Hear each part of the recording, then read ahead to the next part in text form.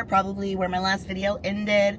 I am Allison Dominguez. I am a 5-time fitness Olympian, 6-time pro champion, and I am getting ready for my 5th consecutive Mr. Olympia appearance. So, to recap, this past week and a half I've been pretty sick. I'm still sick, but I'm feeling better today.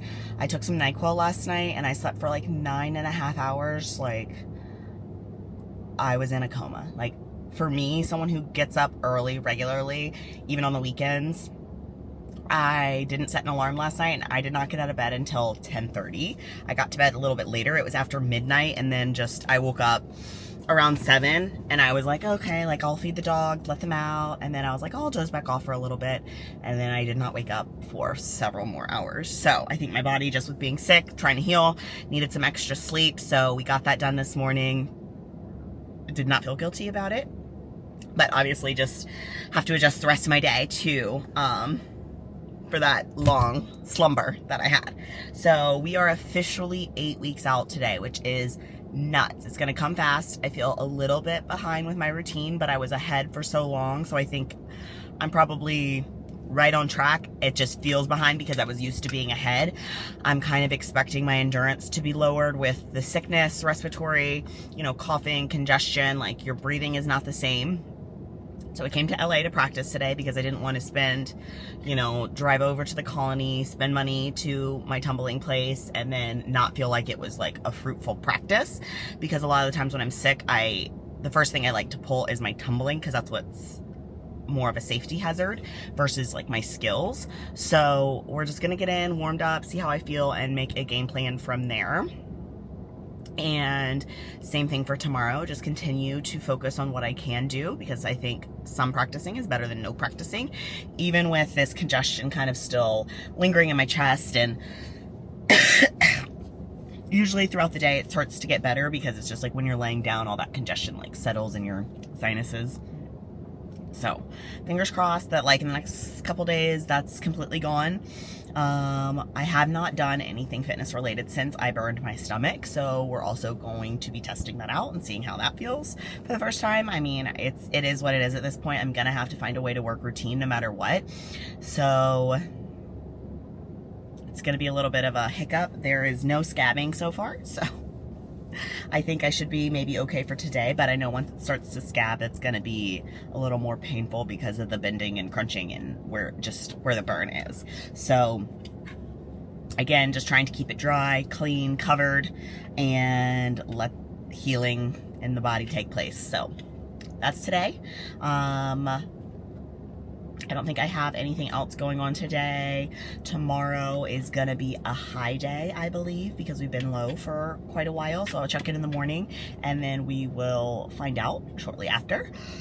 That's exciting. Another routine practice tomorrow as well. We might go to the movies tomorrow, but we'll see, just depending on how I'm feeling. If I'm feeling better, then that will be the play. I've been under 130 the past few days, just kind of trickling, 129, 129.4. This morning it was like 129.8, but I did eat later last night and I got to bed later. So I'm not too concerned about that. That's still only, honestly, for me, if I go into peak week at like 124, that's like ideal for me. I'm strong, I'm lean, very lean, but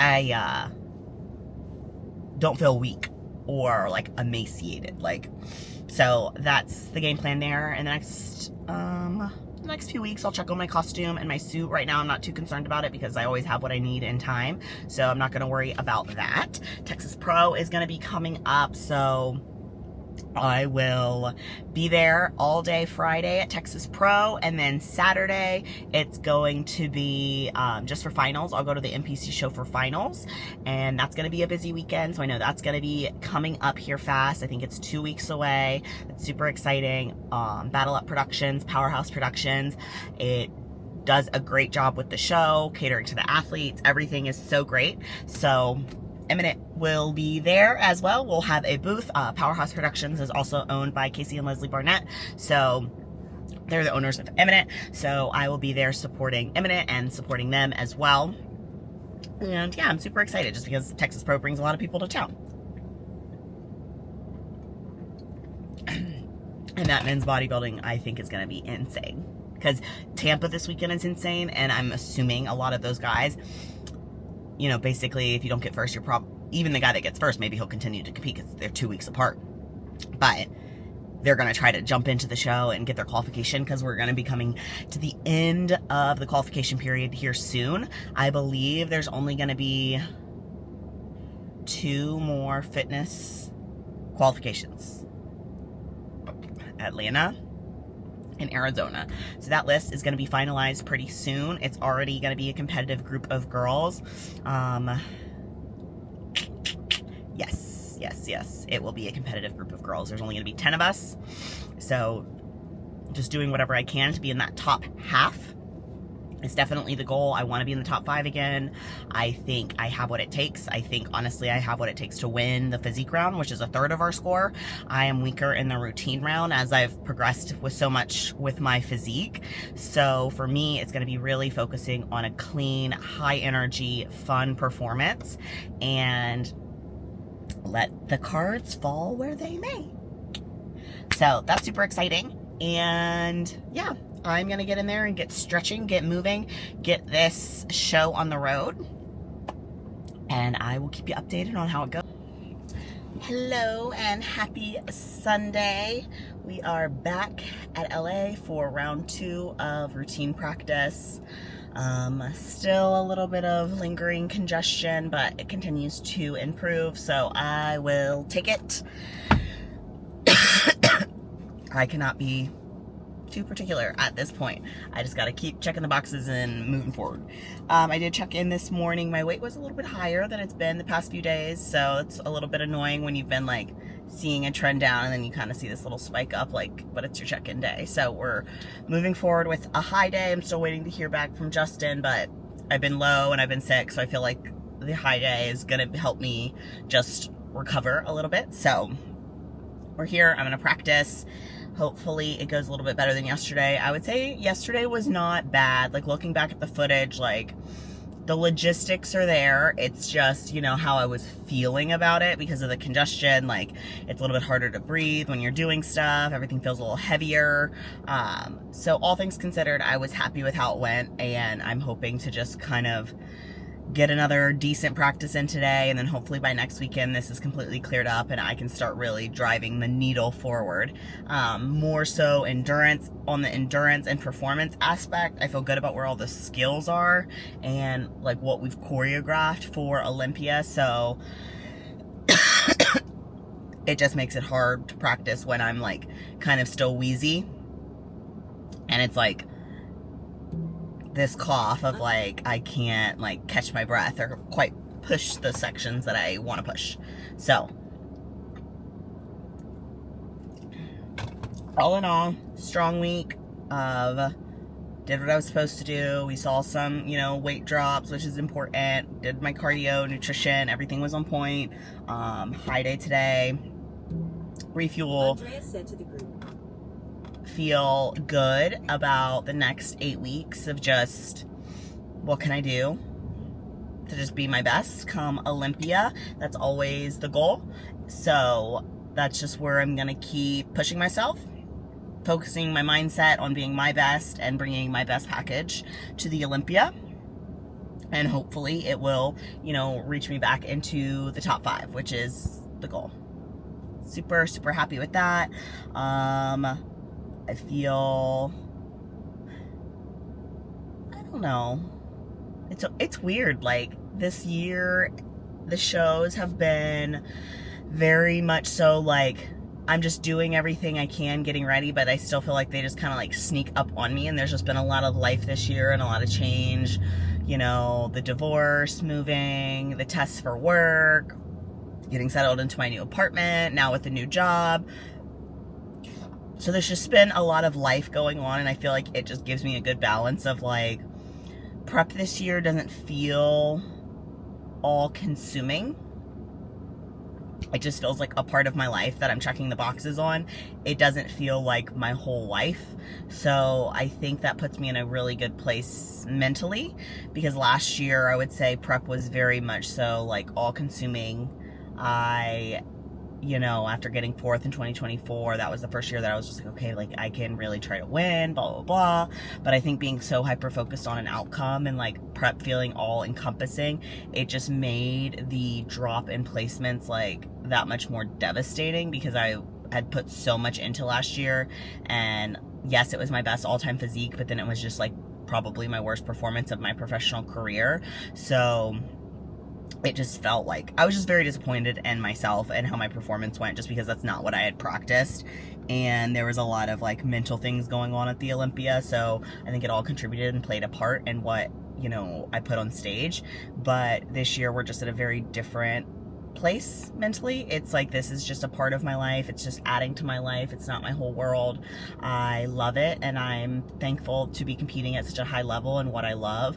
But at the same time, like, I have a very full life outside of bodybuilding, and, you know, on the fitness scope of things, like I have so many exciting things coming my way that it's really hard to feel like so outcome focused, because that's like not when I'm like operating at my best. I think like I operate at my best when I'm just focusing on self-improvement, and when I'm focused more on that, like outcomes are usually more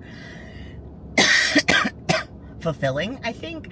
So yeah, it's a little bit weird place mentally this year, just a shift, but I think it's very similar to where I was at in 2024, where I was just so happy with the work I had done that the outcomes were just the icing on the cake, and that's just where I want to stay headed into this year's Olympia. Hello and welcome back for this little Q&A segment. I had been accumulating some questions over the last several weeks, so I saved some on my phone to just be able to reference and just record the answers and get you guys some answers. So, what does a typical day in your life look like during Olympia prep?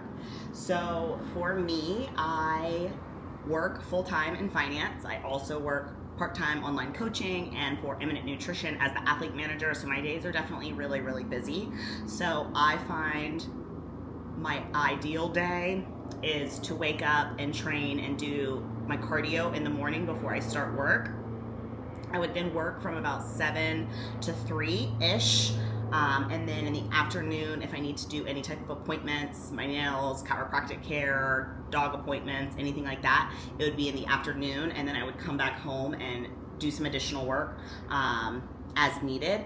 But that tends to be my ideal schedule. Now, does every day happen that way? No. Did today happen like that? No. So I trained in the afternoon. So I woke up this morning and I just got straight to work, and then I trained and did cardio this evening. Part of that's just with me still being, getting over from being sick. I've really been prioritizing sleep, and sometimes in prep I just need to get the extra sleep.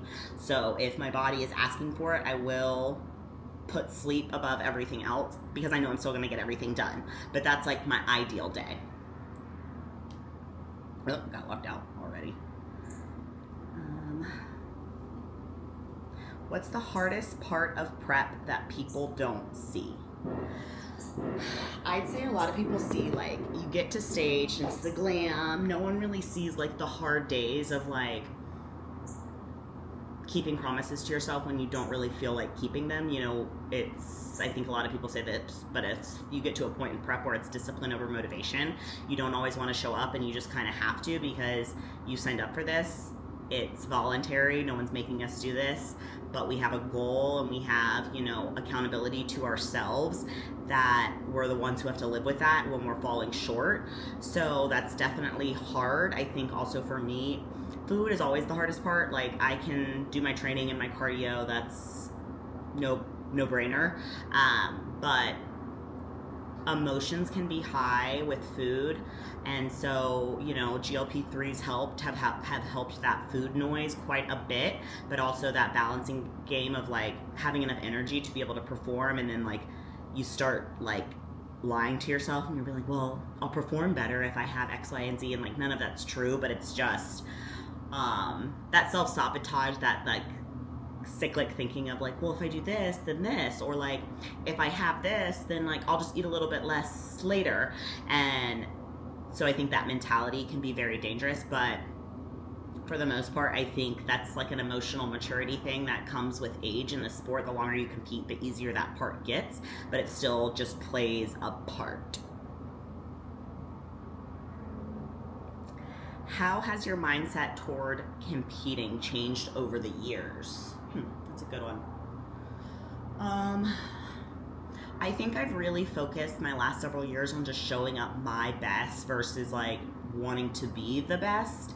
I think, coming into the NPC, my first show I won, my second show I was second at my first national qualifier. So it kind of just set me up for thinking, well, I was second, like I should be first next time, like I should go pro. And then I got very hyper focused on turning pro versus being my best, and that's definitely where my mindset has shifted, especially as I've continued to climb the pro ranks. Like for me, at this point in my career, I may have reached the highest peak, so I really need to focus on being an improved athlete and being my best, because the outcomes are out of my control. What the judges are looking for that day, who it sits with, God willing, we all show up at our very best and we all hit our routines the way we intend to hit them, but it's a subjective sport. So I think really focusing and leaning in towards like having fun with the process, living life while I'm still in prep, and like being my best come show day. And like the feeling I felt at the Arnold this year is something that I would like to try to continue to recreate, where I just know I'm at my best. I know I did everything and I feel like myself when I leave stage. Like that's the biggest win. And when you have a good outcome, yes, it just like kind of solidifies that feeling as well. But day in, day out, just still being happy regardless of the outcomes, I think is a huge thing to strive for, because you can't live for show day. This is our lifestyle. And when you really think about longevity in this sport, are you still living and loving what you're doing? When the results don't go your way, then you're going to last a lot longer in the sport.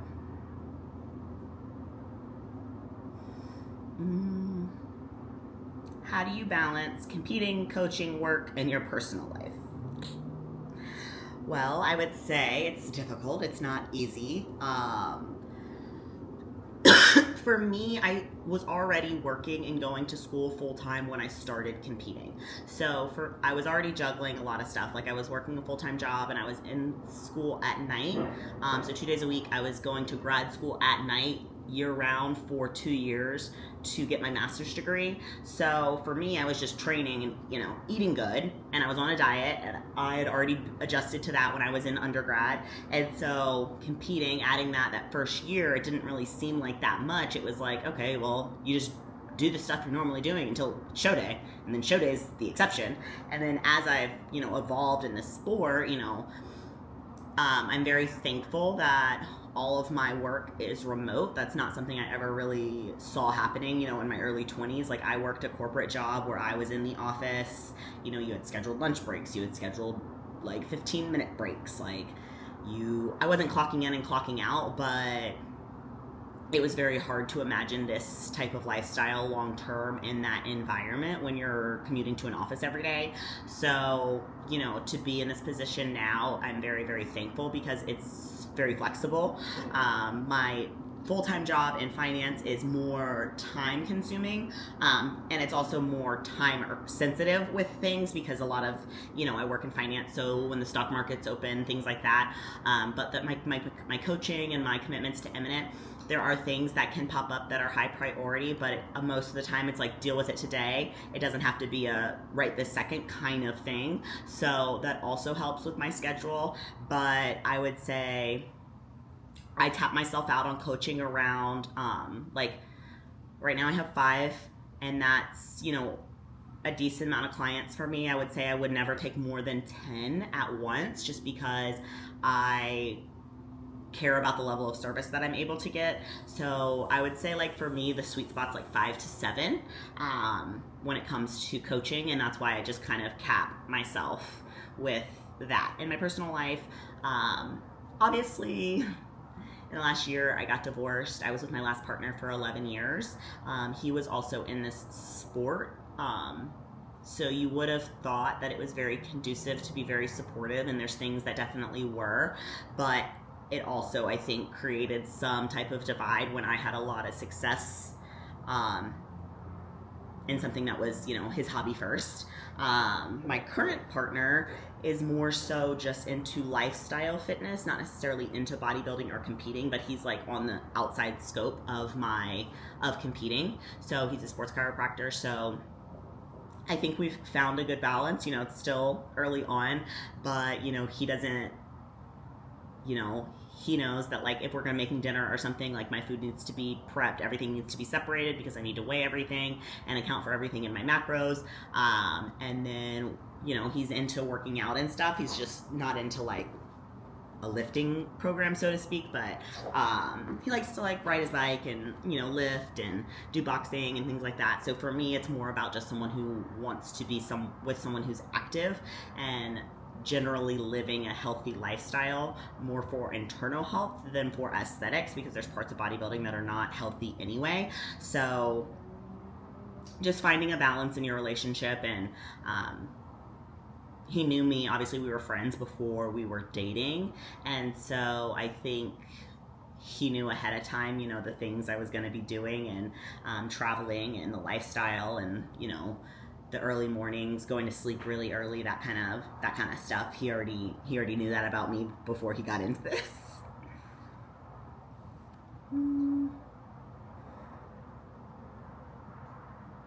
Have you ever seriously considered retiring from competing? I would say following the 2023 Olympia, I really thought I had kind of reached my peak in this sport. I just felt like I wasn't really progressing the way I wanted to, and I was just like, maybe, with everything I have going on, I've kind of reached my potential in this sport, in the sense of like, a lot of these other girls don't work full-time, non-fitness related careers. Yes, they're working full-time, but are they their own boss? Are they working online as coaches? Are they working in a gym? Something that's a little more conducive to this lifestyle versus, at the time I was working in office. I had moved. There was just a lot of stuff going on, and I was just really seriously contemplating, being done. But I just knew I couldn't leave it on the note that I did at the 2023 Olympia, because I was super disappointed in myself. So 2024, I like really, really buckled down and focused on like just doing everything I could to like stay the course, be on track, be my best. And I feel like I really turned a corner that year. And that's when I won the 2024 Adela Garcia show. I won the 2024 Legion Sports Fest show, and I took fourth at the Olympia. So that was just like a really big turnaround in my career.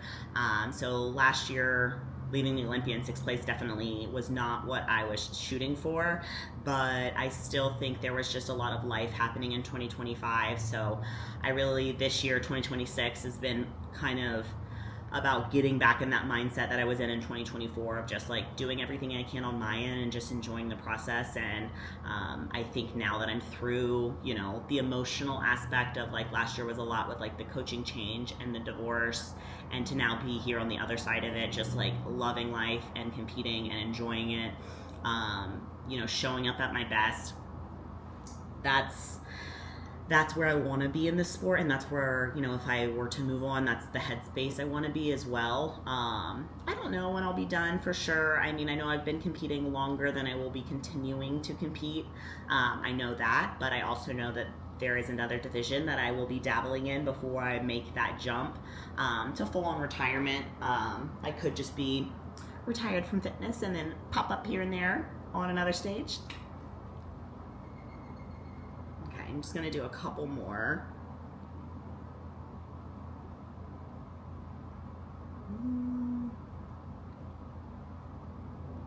What's something you've had to sacrifice to compete at this level? I think what some people like underestimate, and I like posted a reel the other day on my story, but people in society don't really celebrate the accomplishments with you, like, and it makes me a little bit sad when I think about it, but it's something that you do kind of sacrifice because society, you know, celebrates getting married, having children, all of these things. But my friends that are very close to me reach out on show days, but you'd be surprised, like, for all of these people, all of these baby showers that I've gone to and all of these bridal showers, like, those people are not reaching out to you on show day, and they're not really celebrating when you win. It's a weird thing to them. You know, I have my close friends that, you know, do celebrate those things with me, but I think that's like a weird concept for me to grasp. Like, we show up when people are breeding and creating new life, and, you know, that's what they want to do with their life, and but we're not really celebrating the other things in life. So it is something that you kind of sacrifice. Like, I show up to these baby showers and I bring gifts, and I'm there. I've flown across the country to do those things for people that I care about. But it's not always the same in the fitness scape of things. People don't understand the sport. So I think that's something that you kind of sacrifice without even knowing it. But I don't really look at that as a sacrifice. I kind of just think it's like a weird societal, like, inequality that we celebrate certain things and don't celebrate other things. And I think it's just how society has, like, programmed our brains, but that's neither here nor there, I guess.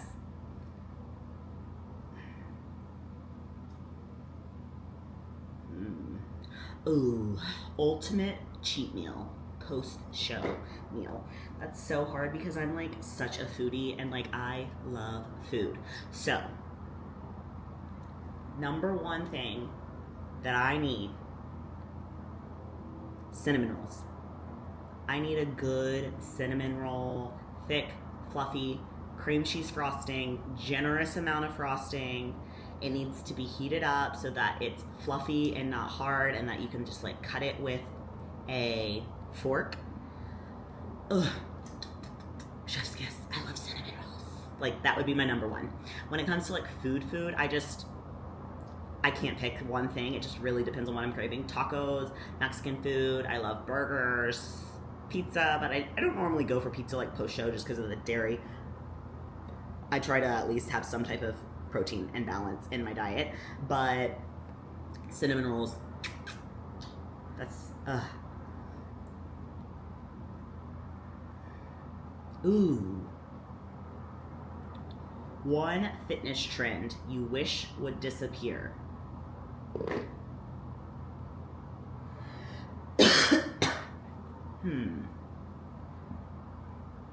I think people... Well, there's a few things. One, I mentioned this on someone's story. I don't really know if this is a trend. I think there's way too many people who hyper-focus on turning pro versus just improving. So that's besides the point. I don't really think that's a fitness trend, but that's just stop focusing on turning pro and just start living like a pro, and you'll get there. Fitness trend.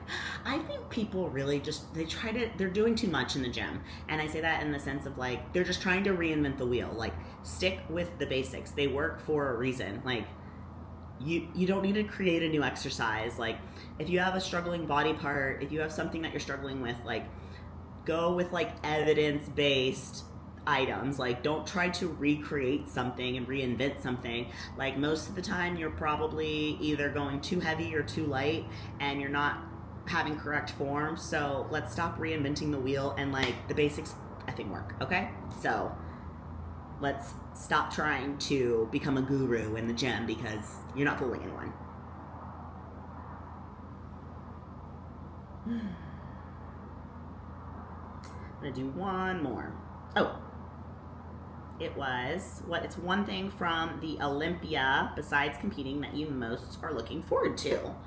I would say I enjoy Vegas because obviously, like, you get there's a lot of food options, a lot of things to do after the show. But with this year competing on Saturday, I feel like I don't really get a Vegas experience because it's going to be compete Saturday, leave Sunday. So that's the weekend. But I would say for me, I really do look forward to seeing my, like, fitness girls that I'm really close friends with that I don't get to see all the time. Like, getting to see Andrea, like, fills up my cup. And there's a few girls in fitness that will do that for me too. But I think it's just being in one place, like under the same conditions with people that you love and care about that you don't always get to see, and then you get to share that day with them. I find that really special. And yeah, I would say like that's what I'm really looking forward to. I'm still hoping, you know, another couple girls snag their qualifications that I'm close with, just to make the experience a little bit more enjoyable. But right now, I would say me and my girl Andrea, like that's what I'm looking forward to. Just hopefully getting to, you know, obviously we get to share the stage together and just enjoy the experience together. And I think that is always something that I really enjoy, because you never know how many of these you have left. So this is going to be my 5th Olympia. This is going to be our 3rd one together. The first one we weren't really, like, we were friendly, but not really friends. We still have no idea how we became friends. One day we just, she yapped and I yapped back, and it hasn't stopped. So yeah, so I'm gonna wrap up the Q&A here. I got a few more questions, but maybe I'll do a part 2. If you guys like this, let me know. Drop a comment, a like, whatever, subscribe. If you want to hear me answer more questions, just send them my way.